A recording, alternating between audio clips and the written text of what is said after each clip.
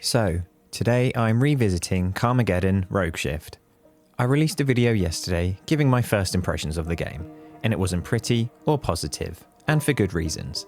But the dev studio, 34 Big Things, promised bug fixes in an update for the release, which had me skeptical, thinking maybe they were just targeting the frequent game crashes, but to their credit, they plugged away and completely changed the experience, so I felt obliged to give it a second look and give my honest opinion on the new experience.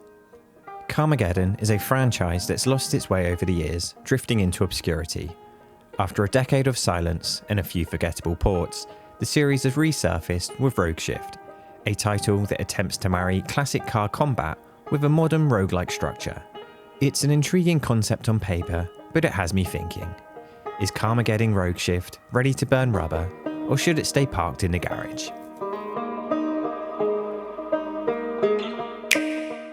Carmageddon Rogue Shift offers a bold reimagining of the series, trading in its classic open-ended chaos for a structured roguelike loop. The fundamental DNA has evolved. The wide-open playgrounds of the past have been replaced by focused racing circuits where the tracks are choked with the living dead, rather than traditional pedestrians. The journey is structured around a typical roguelike branching choose-your-adventure map. After each race, you decide which path to take, weighting the benefits of a weapon upgrade or a vehicle perk against the safety of a repair shop. It's quite restrictive in nature, but there is just about enough variability to keep it interesting. It adds a few layers of strategy that helps with engagement and allows a little pre-planning in mapping out the best races and paths or upgrades. You'll often find yourself skipping a lucrative elite race simply because your chassis is too battered to survive another round, or if you're feeling a little cheeky, you can go for it and likely die to RNG, but it's all fun and games, right? The runs are punctuated by boss encounters. These battles are high-pressure tests where you must either wreck a target within a strict time limit or outpace a superior rival. These moments represent a steep difficulty curve, and more than a few of my runs were ended prematurely at the hands of one particularly agile opponent, and true to the roguelike genre, you just have to suck it up and jump right back into the driver's seat. It can be frustrating, of course, but death isn't a total loss. You are always progressing. You'll collect beat coins during your runs to purchase permanent upgrades. It's not a talent tree per se, just a list of quirks you can purchase, including new vehicles, weapons, flat bonus stats, and high-risk, high-reward perks, such as sacrificing total health in exchange for bonus damage or increasing speed at the expense of defense. And for what it's worth, it does offer a sense of reward and satisfaction, working towards new upgrades in order to get past that last boss fight. The variation of driving physics between each vehicle is a nice mechanic. Some understeer, some oversteer, and then you have the slow but sturdy bangers and your fast glass cannon speedsters. Every car offers a unique weight and handling profile, and it's genuinely fun to play around with and optimize each playstyle. Due to the nature of the new elements, the biggest change here is the heavy emphasis on ballistics and ranged weaponry. The combat is no longer just about the collision. Your new focus is managing your ammo and timing your shots and speed boosts. You'll spend your time hunting down rival racers and aiming to finish in the top 3 to progress to the next race. But in doing so, you'll face off against one of the most bizarre mechanics of the game, the Enforcers. These NPCs aggressively try to derail all drivers' runs, which is fine in concept, but the way they do so is just clunky and infuriating, as at times you can do nothing about it. At random times in races, they'll burst onto the track and immediately begin to collide with you. But it's almost like they attach to your vehicle rather than crashing into you, and they just stay there and slow you down until you completely lose momentum. And the annoying thing about it is there's no real counterplay unless you have a boost. It really can be a headache. They don't really add much to the game. They just seem to have been brought in for fan service and nostalgia, but it kind of misses in my estimations. It's just an unnecessary source of frustration. As I said, there's no real amount of counterplay, and it happening once can just end your run, and it sucks. It's not the end of the world, but it could be better, and it seems like the dev's solution to this was to add in a reset button, but it completely breaks the immersion, and honestly, it just feels shoehorned in to deal with these enforcers, and it really adds very little to the experience. Visually, the transition to a zombie apocalypse offers some imaginative playgrounds. a post-apocalyptic world brimming with potential, hugely reminiscent of Death Race and Mad Max. Sadly, it doesn't quite deliver on that promise just yet. You will tear through zombie-crammed airports, gladiatorial arenas with swinging wrecking balls, and damp industrial sewers. The car list is equally fun, featuring a range of not quite licensed vehicles that clearly pay homage to some rally icons. And thanks to the randomised nature of the tracks, the environments stay fresh, even after several failed attempts, aided by the day-night versions of each map. They do eventually get a little stale, but there's enough variety in there to add a little spice to your map pathing, trying to avoid your least favourite maps, and so on. However, even after the launch day updates, the visual presentation still has some rough edges. Texture pop-in is a frequent guest, and level of detail transitions can be quite jarring and obvious during high-speed segments. Whilst this update has improved the overall lighting, nothing was done to address the lack of real-time shadows beneath the vehicles. It really is quite a strange omission. It just leaves cars feeling a bit disconnected from the rest of the game. I do think that the overall impression of the visuals is that it's a very clear, downscaled port with much softer textures, more bland environments at high speeds, and just an overarching, flat look. There are times when you find yourself impressed at some of the detail, but as soon as things speed up, it becomes glaringly obvious that it's struggling on the hardware. But with that said, kudos to the devs, because this is head and shoulders above the initial experience, and in such a short time span, it's quite impressive.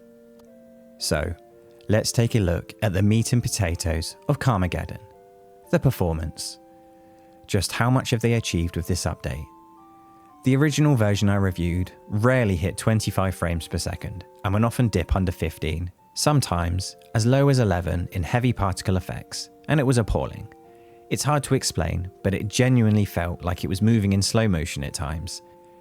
And while it is still a far cry away from what we all want, I'm happy to report that the frame rate is significantly more stable, consistently hovering between 28 to 31 frames per second.